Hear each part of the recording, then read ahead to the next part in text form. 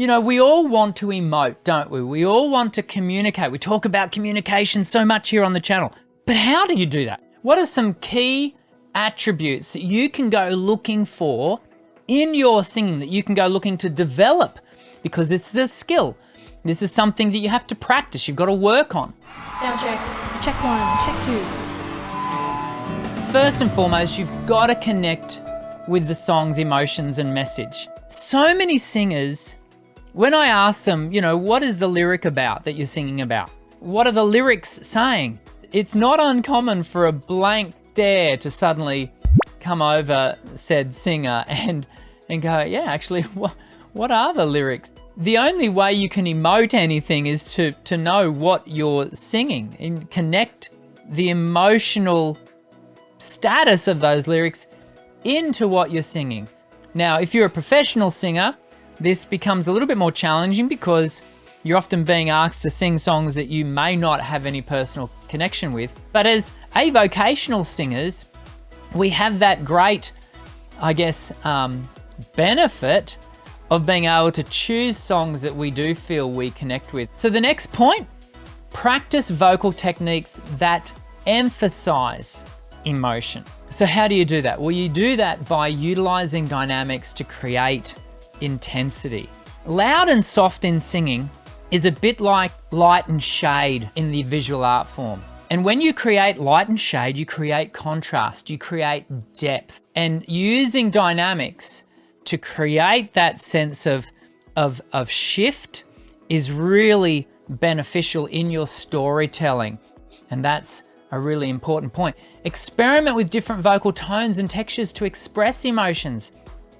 You're going to get a very different vocal emotion when you've got a clean, clear tone compared to when you've got a breathy tone, compared to if you've got a rasp in your voice. Think about experimenting with different vocal tones and the colors of your voice. And then use vocal embellishments. Vocal embellishments can be melisma, little riffs and runs. It can be vibrato. It's all about making the right choice at the right time to employ them for the most bang for your buck, all right? The third point is to develop a strong connection with your audience.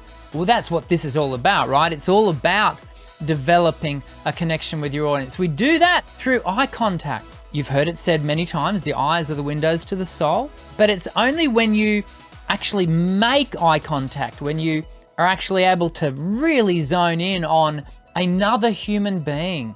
We have to be careful with this tool because it can get to a point where it's a little awkward, and you don't want to spend the entire show looking right down the barrel at one audience member. That's just going to feel a little bit odd, a little bit creepy in certain circumstances, but you do want to actually connect. And so that's really important. And of course, we also do it through facial expressions. You know, when I'm working with a singer and I'll say, you know, what are you feeling? And they'll express what they're feeling. I said, well, then tell me on your face. Let me know. So you've got to make sure that this visual, this facial connection is going on to convey the emotions. And then you've got to engage your audience through storytelling or personal anecdotes related to the song. This is a real craft. And the only way to really practice this and to learn when is the right time to do this, when is not the right time to do this, is to be doing it. That's how we really get we develop these performance skills. You also need to use visualization and mental imagery. If you can't see it, if you can't experience it, your audience has got Buckleys of being able to see it and feel it. Picture the emotions, the scenes, or the characters described in the song. I like to create visual orientation. Now, one of the key things that I find really beneficial in my ability to create imageries within my own head, the eye of my mind, is I read a lot of fiction. I read it before I go to bed every night, very like clockwork. It's a part of my sleep ritual. But what I love about reading novels, and I read a lot of fiction and a lot of, at the moment I'm reading the Last Kingdom series. So good. And I love being caused to create the movie in my own mind. And we have to do that as singers. We've got to be able to, first of all, create it inside our own head, because that's from that is what we're going to be able to express what we're seeing, what we're hearing, and what we're experiencing in the process of that picture. You also want to imagine yourself you can try imagining yourself as the protagonist or the narrator of the song story. You're either the first person communicator, you're the person that is delivering the felt experience first person, or you're the narrator, you're the person telling a story about, you're the bard telling and communicating the story about, these characters within your mind's eye. Practice mindfulness and emotional awareness. I practice mindfulness, and in fact, I did a mindfulness session this morning. It's just an opportunity for you to connect with yourself. One way we can do that is, first and foremost, to be still, to just sit and shut out all of the noise of life and take a moment to just be. It can be surprising what emerges when you do that.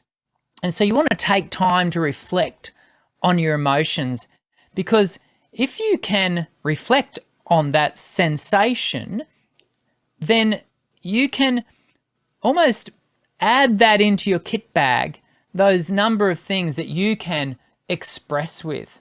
Practice mindfulness techniques. It's surprising. I only started doing mindfulness about 3 years ago. I've been doing it for a little while. I am very much a student of mindfulness. I'm by no means a teacher of it.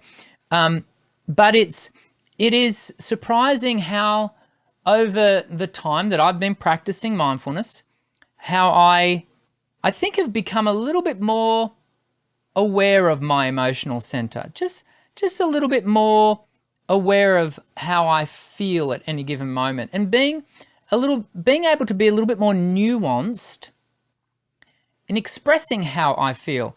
Right, let's get on to choose songs that resonate with you personally. And we do have the privilege as avocational singers to do that, right? We can choose songs that we really feel like we connect with. I'm sure you've got songs that you have a real sense of emotional connection to. Songs that have happened at major times in your life, significant events. Think about those songs as songs that you can start working on to develop this skill of emotional connection. And then you're able to relay the significance of those moments for you. I'm sure we've got one more. Experiment with different genres and styles to find songs that best showcase your emotional range. And this is important, right? I would encourage you to start off with songs that are really specific to your wheelhouse, stuff that you love singing. But then venture, go looking to explore genres that are not your wheelhouse, that do require different emotions. If you're looking for something that's a little bit harder, let's say you generally sing candy pop, stuff that's really light, it's quite joyous, maybe look at some rock, some songs that might have a little bit of a harder edge to them, that are expressing a slightly darker emotion. Play with it. One more. We want to embrace vulnerability and authenticity, and because authenticity is what it's all about. But you can only be truly authentic if you are willing to be vulnerable. Then when you are able to be vulnerable, it's surprising, and you're able to do it in a authentic way, your audience is more than likely to respond with, me too. I've experienced that. I know what you're, and that's where you get the connection. And suddenly your audience is right there with you and going, yes, that's me. And we have this community that develops around, and it might be only a momentary communal experience. So you need to allow yourself to be vulnerable and open when expressing your emotions through singing, and you need to aim for your authenticity in your performance rather than trying to imitate other artists' style or sound. So important. Don't be another Billie Eilish. Don't be another Adele or a Whitney, or be you. There's only one you. We want just you. That's all you can be. So we want you to be the healthiest version of you, the most mature version of you, but we want you to be you. And you are the only person that can tell your story authentically.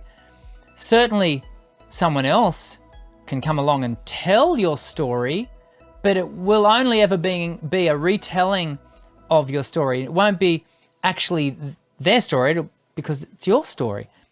We need you to communicate you.